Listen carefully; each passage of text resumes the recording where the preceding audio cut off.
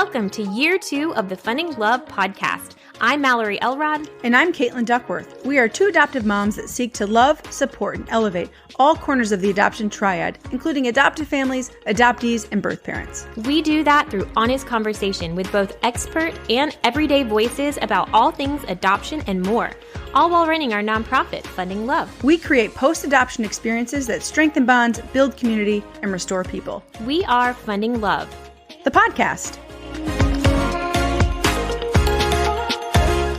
Welcome to episode 93 of the Funding Love podcast. I'm Mal, and this week it is just me and Kate, but this time I'm putting her in the hot seat and allowing her to share her big life update with all of us, while asking her some questions on what it's like to go through multiple adoption processes. This is a super valuable conversation and episode for anyone that is interested in what adoption journeys can look like. Kate is honest and vulnerable and open about all of her experiences, and we cannot wait for you to give it a listen. Let's go. All right, welcome back to episode 93. This is going to be another fun one. I always cherish the ones that it's just you and I, Mal. We have some good conversation, and it makes me feel like we're just sitting side by side with a cup of coffee. Yeah, me too. It is nice. It's just like two old friends talking about adoption and a slew of other things. Yeah. But this episode is going to be a great one because we have some exciting news to share. Specifically, you have some exciting news to share. And I also think that the subject around the news that you're sharing is going to be super valuable for other adoptive families. So why don't you give us a little life update? We're here in the second week of January. So there's a lot of new things going on for everyone, but you have some big things going on in your world outside of just the holiday hullabaloo that we've gone through and a new year coming on. So why don't you give us a little Kate life update? Yes. So the biggest life update is for those who have follow me on social media may have already seen this, but we welcomed our second daughter home through adoption. She was born November 10th, so that we're back in the newborn life. Yay! So we have two little girls. Yeah, we're so excited. I mean, it's a crazy journey, and I know that's what we're going to talk about today, but it's wild that we're here, that this happened, that this is it. You know, this is my life. It's crazy. Right. You now have a little infant baby at home, and then you have your Libby, who is she's 4 now, right? She's 4. Mm-hmm. Yeah. So two little ones in the house, it definitely shakes up the whole atmosphere of the home. It does. No, it really does. You know, I mean, I guess going from one child to two children, I didn't, I don't know. I guess I didn't know what to expect. I didn't really put much thought into it of like what it would be or how I would handle it. I'm glad Libby's 4. I'm going to say that because I feel like that has helped because she is such a huge helper. She really will do anything that's related to the baby. She's willing to jump on board and help. So she is a huge help. But it kind of, at least maybe right now while she's a newborn, it's like doubling all of the work because also I'm just so tired. Yes. So it feels so much harder. Those sleepless night, man. They are brutal. Man. Yeah. You feel like you got a couple good nights in a row. You're like, woohoo, we're making progress. And then right back into like a long night. But that's the way it goes. It's just a season. So I'm grateful to be here. But yeah, I mean, I can't believe this happened. I got 2 little ones. I know. We're finally here. This new one is, her name is Eloise Margaret, and we call her Ellie. So that's so cute. Libby and Ellie. Libby and Ellie. They just sound like the cutest little pair of sisters. And I cannot wait to see as Ellie grows and you can buy them little matching outfits. And they're going to be so cute. Because I know Libby will absolutely want to match her baby sister.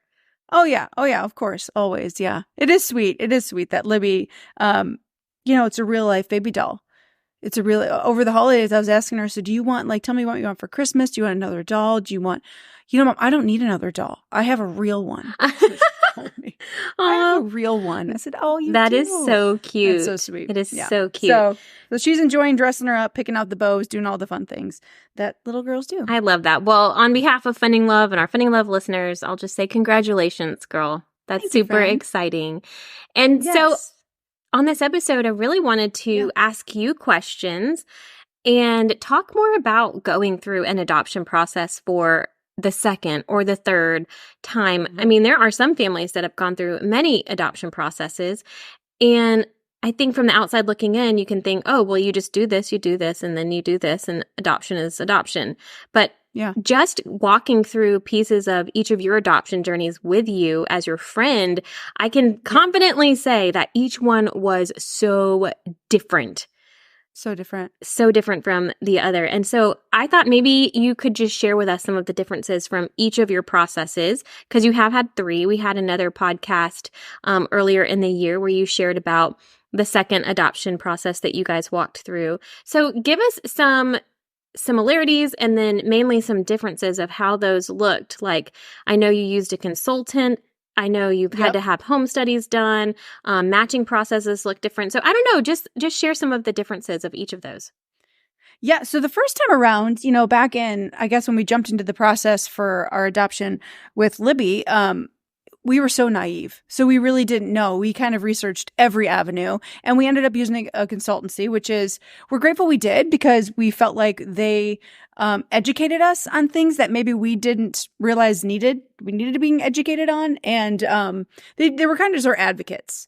You know, they're advocates of how do you handle the conversations with birth families, or how all of the things that you don't know the first time through. So we used Christian adoption consultants, and the way that we actually ended up matching, though, that time around was not even through an agency that the consultancy recommended. It was through a Facebook Yes, I post. Remember that. That is so crazy. Yeah. So our home study provider, once that you pass your home study or whatever, you're invited into a Facebook group with other families that have passed home studies, families that are waiting. And she has relationship with so many different agencies throughout the state of Florida that she will post situations sometimes to try to find families for these agencies to present to birth mothers. And so we saw one for Libby's situation. We're like, okay, yeah, this, sign us up. And so send our info in. And so we sent everything in.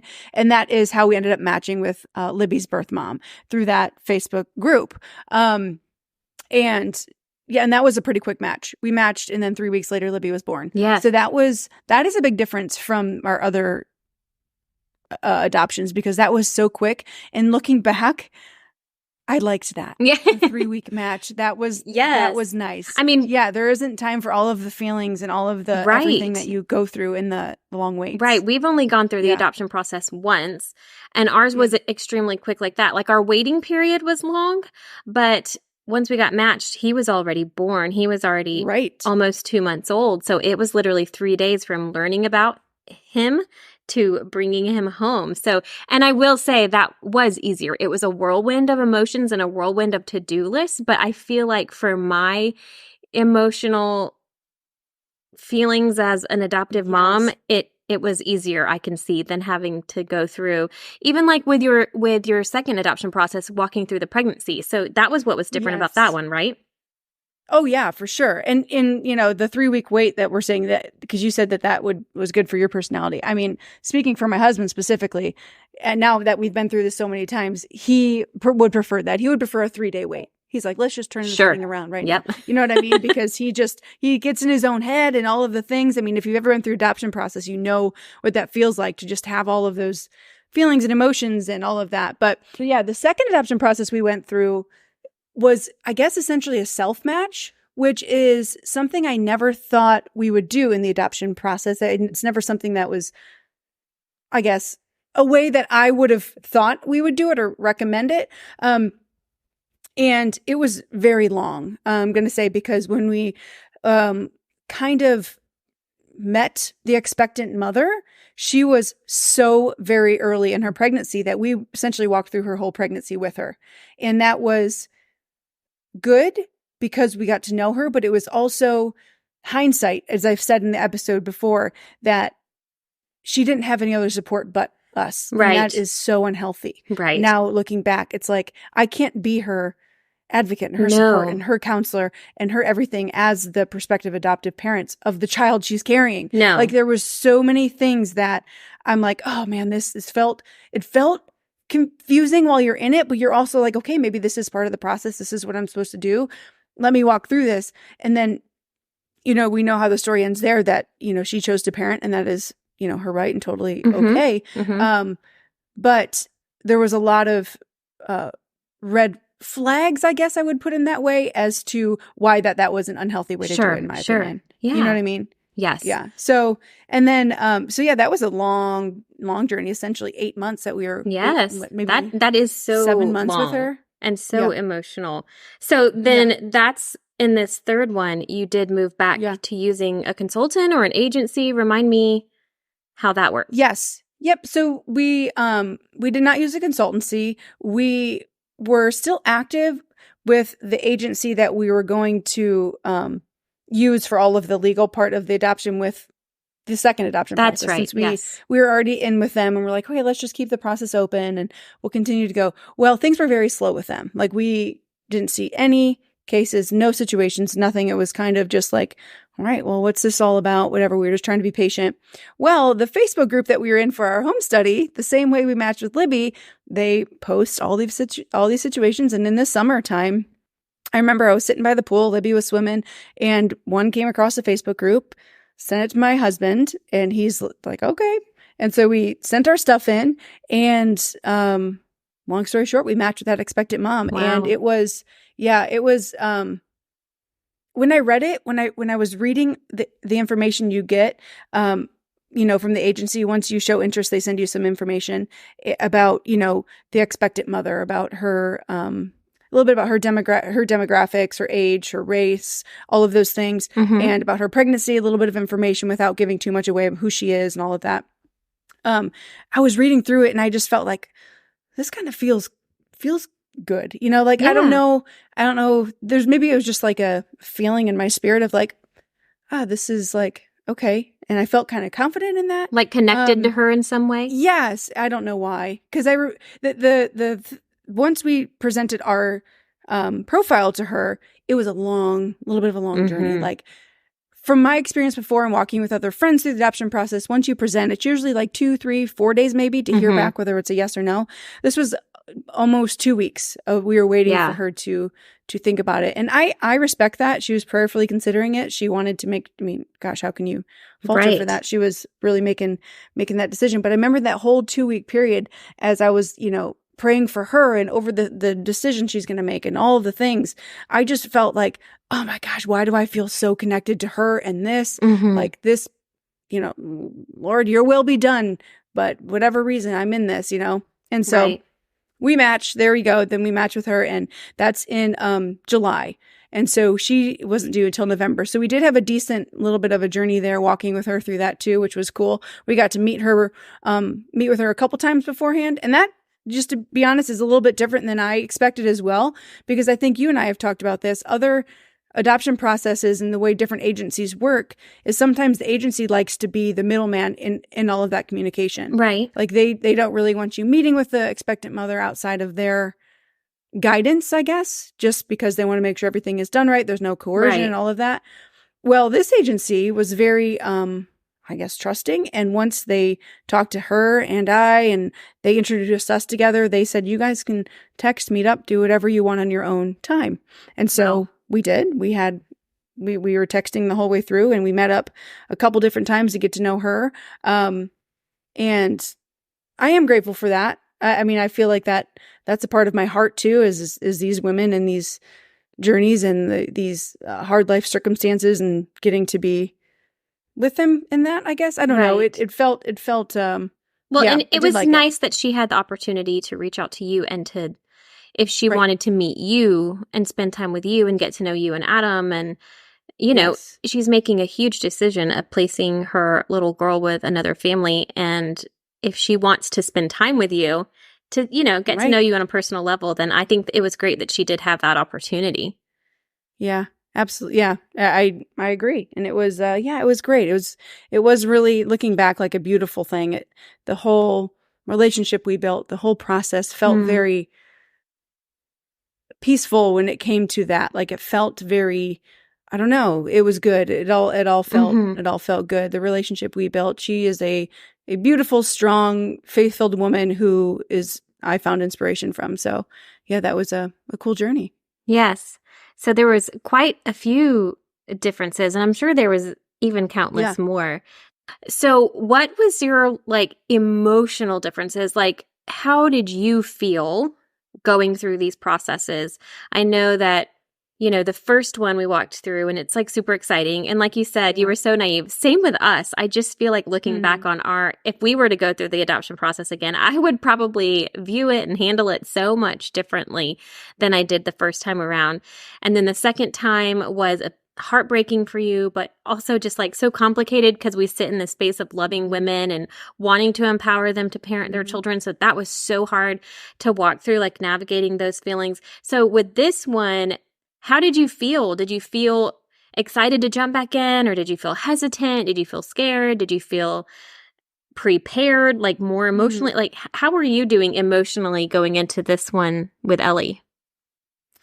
Oh gosh. I feel like you're right. The first time there's a bit of like a bliss, like you have like these blissful blinders on. Like, you're excited to grow your family and welcome a baby, and you don't know, or you haven't experienced it or learned other perspectives in the process. And so I feel like now doing the work we do through Funding Love with all of these birth moms, and even hearing all different stories from the adoptive families and things like that, you have such a different perspective of going through the process and like what my role really is and where I belong. And like, I just feel like I don't know if I went into it as excited as I did the first time. Okay. Not because I didn't want to welcome a child or that I didn't feel like this is where the Lord was leading me, but because the feelings are so complex, the emotions are so complex, and my heart is like already breaking for that mother. And so trying to get myself excited is like, is it fair for me to be excited? Like you're in this like mindset of like,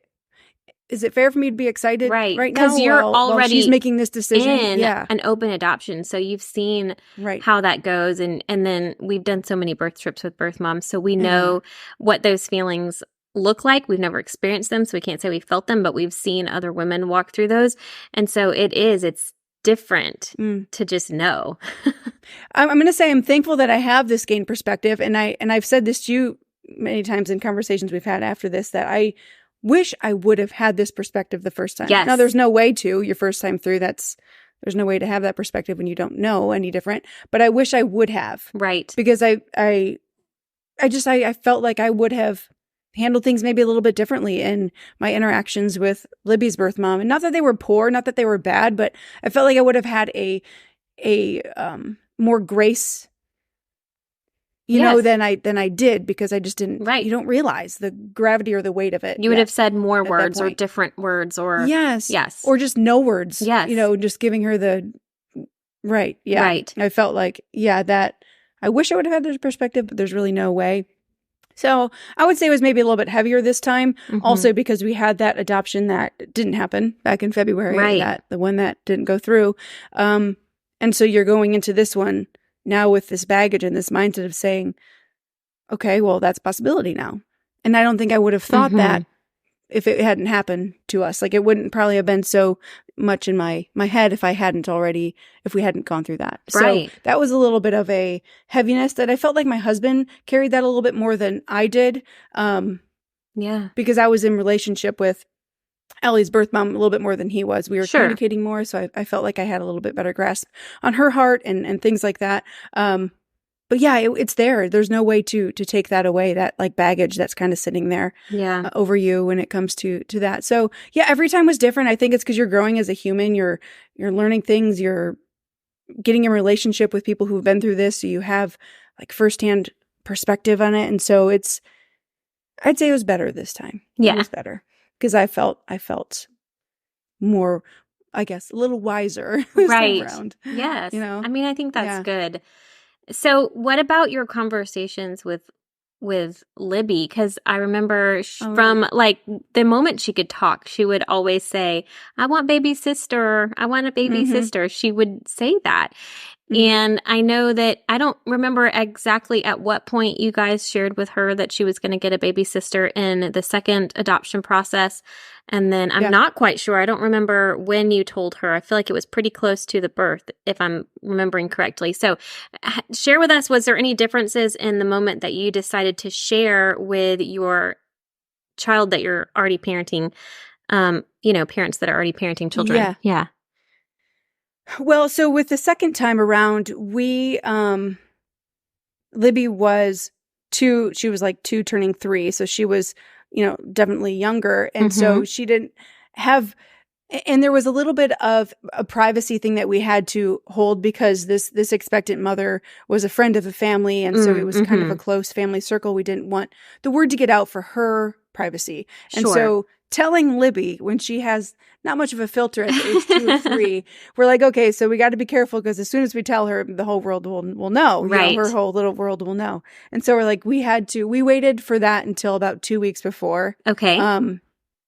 And she was very excited. And of course, and her whole world changed and was open up. And then when it didn't happen, that was probably the hardest part of it for me because even though she was still just freshly 3 years old, there was so much of her who understood what was going to happen because we talked about, she knew she had a tummy mommy and that this baby was coming from a special tummy mommy. And so when we told her that, this baby went, to be with her mommy and this not meant to be in our family and that's okay, she broke down. Yes. Literally sobbed like a little 3-year-old crying, like didn't understand why not our family. Oh my gosh, it was awful. Yeah, that is so hard for a little mind to think about and to wrap your brain around. And so I'm sure that was even more painful than for you. It's like, I'm an adult, I can handle the feelings, I'll work through these, but having to share that with your child, that must be terrible. So hard.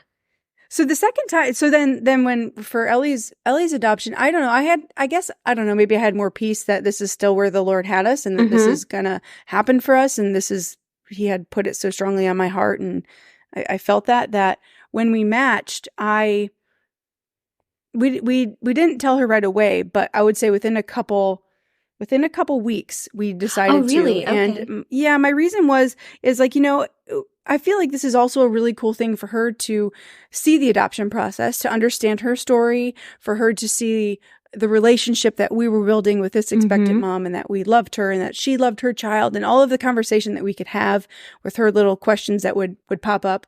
And it gave her an opportunity to pray for her baby sister and all of that the whole way through. And my mindset was, listen, if this doesn't go through, we're a family and we're going to get through it. And she's going to know that this is our family's together and we're going to get through all that together. So I didn't give it as much like weight as you think I would. I was just like, I want her to be a part of this process with her. She's our family and that's it. And I think she really liked that. It was an easy decision that time. And I don't know why, but I just felt a little peace about it. Yeah. Oh, I love that. Yeah.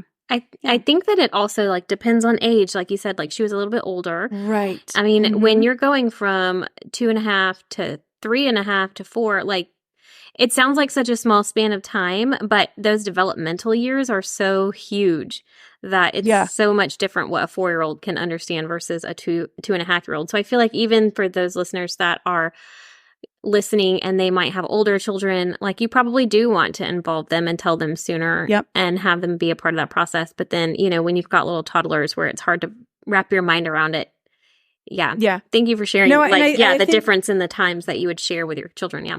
Yeah, I think that's a good point too. Is just your kids better than anybody, and knowing how they're going to handle it, how they're going to process it, are they going to understand what you're telling them? But since Libby had been, hoping for baby sister for like at this point now over a year, I was like, this will be fun for her, and Libby has a capacity to grasp it and understand it and talk about it and ask questions. So I felt like she was developmentally okay and ready to absolutely jump in that process with us. So yeah, it was fun to have her on the journey with us. Yes. Well, I know that this is all still pretty fresh. Ellie is still a squishy little infant, but I would just love to know, because I remember having conversations with you 6 months ago and like the conversations we would have. But looking back, even just 6 months ago, so that would have been, you were right before, I guess, getting matched in this round, but you were definitely in the process. What do you wish that you would have known, or like what would you have told yourself if you could go back? What would you tell yourself? I mean, I would just say, trust the Lord. That's where I feel like I would have trust that this is where He has you, that this is where He's leading you, and that it's going to all work out the way that it's supposed to. Because, I would have wanted to match right away after everything didn't happen. In February, I would have wanted it right away, but I felt like, He knows, and there's like a a weight that you can have lifted off your shoulders by saying, like, listen, he's got this. He's in control. He's running the process, and he's led you here, and he's put this on your heart, and you have peace about that. Then have peace that he's going to see it through. Follow through. Yeah. Yes. So that is what I would tell myself. I mean, those are things that I remember writing in my journal and praying about, but like, you have to remind yourself of that. I feel like daily, like every day you have to wake up and remind yourself and continue to give it to the Lord every day. It's true. Not like one time and be like, you got it. No, because you have to do that. So that's what I would probably say to myself. Because he does have it. And even some, my husband, these processes are not easy for him.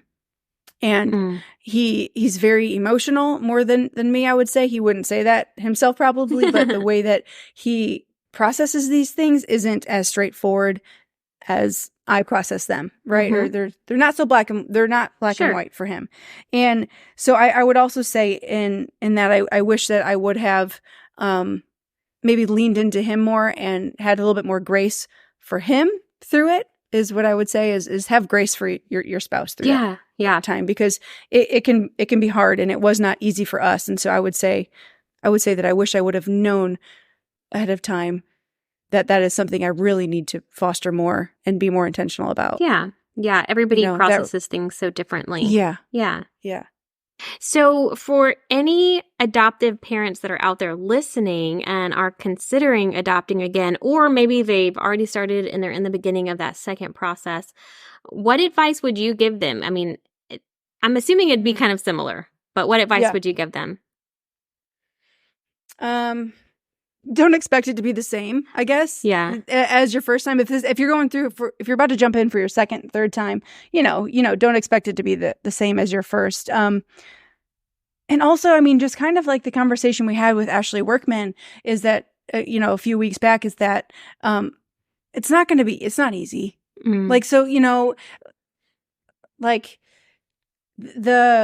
if every adoption could be like your first one with that like bliss, with those like rose-colored glasses, that would be great. But life happens and relationships happen and things are complex. But just know that it's not going to be easy, and find your people, because I don't know what I would have done if I couldn't have like vented to you or vented to the few close friends in my circle.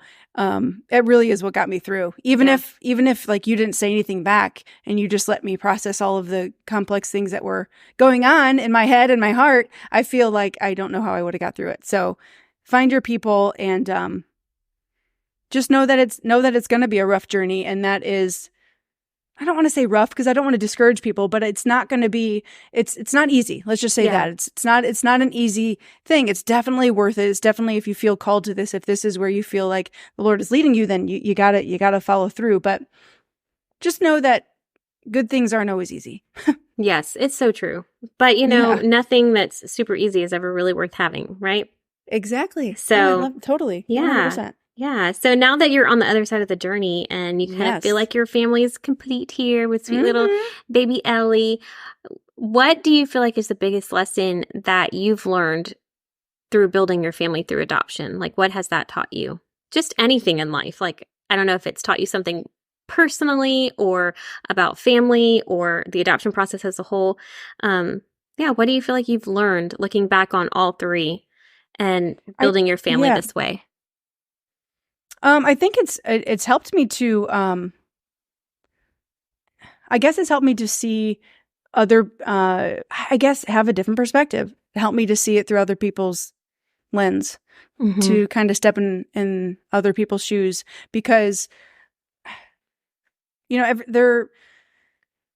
is hard. People have, I don't even know how to say this, but there is so many things and unfortunate things in life, unfortunate circumstances that put women in, that put families in. And I feel like going through this now 3 times, it gives me grace, and it allows me to see them, because this is the savior complex that I feel like sometimes can happen with like adoption and with adoptive families versus birth families. I feel like I have learned so much that none of that exists, that we are literally like equals on this. I have learned that, because nobody is really in control of the hand that they're dealt sometimes, and they make the best decision that they know how in that moment. And that has given me so much grace and admiration for, I guess I would just say, the birth moms in my life.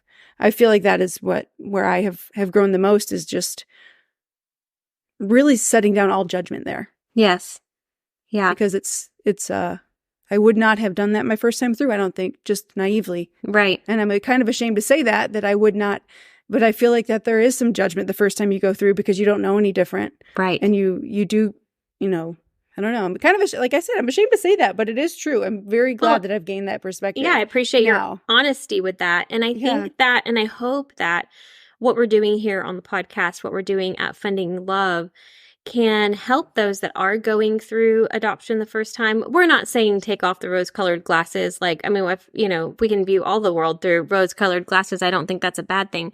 But we are saying look at it from a more realistic standpoint, or a perspective that maybe you wouldn't have gone into naturally. And hopefully what we're doing here at the podcast and at Funding Love can help educate people, even those going through it for the first time or those going through it for the second or third time.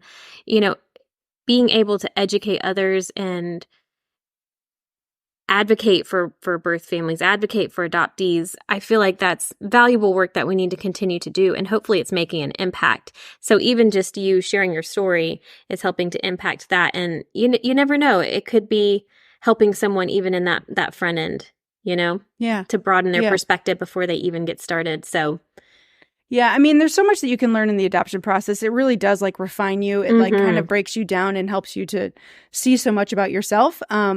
And I would say, just like on my faith journey, I would say that is where I,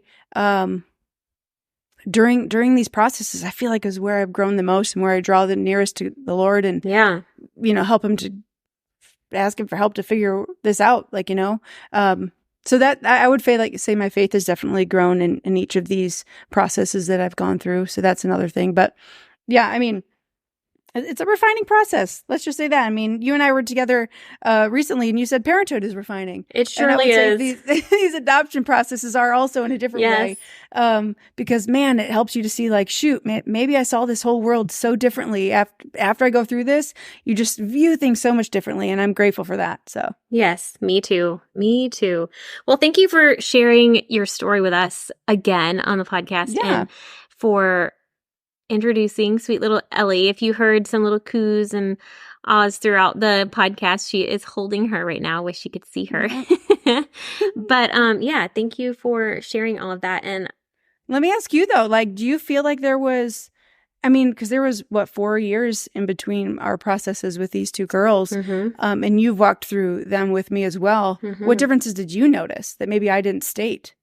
I think that you pretty much stated it all. I would say watching your perspective shift, or watching even your body language shift, and even our conversations between the two of us.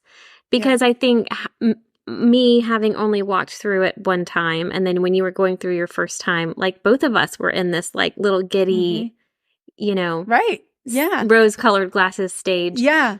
So much to look forward to. Yes. And so then the second time around, that was once we started doing birth mom vacations. So prior to you getting placed with Libby, I only knew one birth mom, and that was my son's, and we have an open adoption, but I really had not truly dug deep into her community. And so after you had Libby, that's when you and I both really jumped in with 2 feet. And we have learned so much. I mean, after, I know we've said it on the other podcast, but after that very first birth mom vacation, I just sat in my car and just wept. I sobbed, because my eyes had been open. My heart was broken and yet healed at the same time. It was so odd. And I think that our conversations, it's funny to look back on how our conversations and our perspectives and our prayers and everything shifted in your other two processes. So yeah. I mean, that's how I feel too. Yes. It's been a journey, but here we are. Very are. thankful for it. Yeah. Little sweet little babes squeaking here in the microphone. Here. I love it. Well, as a new mom, let's end it with a similar question that we always do. You are a new mama times 2. I know that you're tired. Probably have, I don't know. It reminds me of when Matt was on and we asked him, he's a new dad, and he was like, I just want a nap. That's what I'm loving right now, are naps. So I'm going to ask you a similar question. So as a new mom, just to end it with a little more love here, what is something that you are loving in life right now? Oh gosh, I am loving watching Libby love her sister. It is so sweet, and it is more than I thought it would be. Just like she loves her so deeply that I don't think she ever really could go back ever to the life before her. Aww. You know, like it's such a deep love that Libby just often says, she goes, Mom, I just can't take it. I love her so much. I don't know what to do. I know. I love it. So that's definitely filling me up. And, it's just so sweet to watch. And I just can't wait to see their little relationship grow as they become older sisters. I was at your house in December and got to meet Ellie, and it was so cute watching. I think Ellie sneezed or yawned or did something, I can't remember, and Libby just giggled and she said, she's just so cute. And I know, I just love that. I loved watching her be a big sister. She's going to be the best big sister ever. So it's so sweet. Yeah, It is sweet. These sweet moments, and trying to save her even through the tiredness, because it's all a season. It's all a season. It is. This was fun. Thanks for, asking me the questions. I feel like, I'm the guest. I had to come with the solid answers this time. Yes.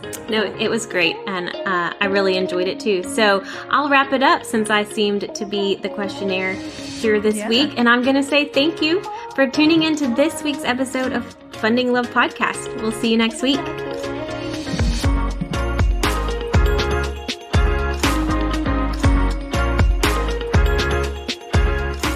Thank you for listening to this week's episode of the Funding Love Podcast. We are a crowd-funded nonprofit, which means that people like you can help make a lasting impact in the lives of adoptive families and birth moms.